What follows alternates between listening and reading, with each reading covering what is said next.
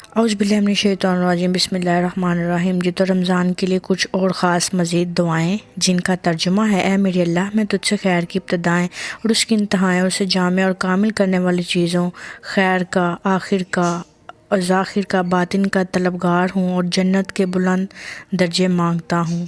اور دوسری دعا ہے: اے میرے اللہ، میں تجھ سے سوال کرتا ہوں تو مجھے میری سماعت میں، میری بصارت میں، میری روح میں، میری شکل و صورت، میرے اخلاق میں، میرے اہل و عیال، میرے مال، میری زندگی اور میری موت سب میں برکت عطا فرما۔ اور جو تیسری دعا ہے: اے اللہ، میں تجھ سے صحت، پاک دامنی، امانتداری، حسن اخلاق اور تقدیر پر راضی ہونے کی، حسن اخلاق اور تقدیر پر راضی رہنے کی توفیق مانگتا ہوں۔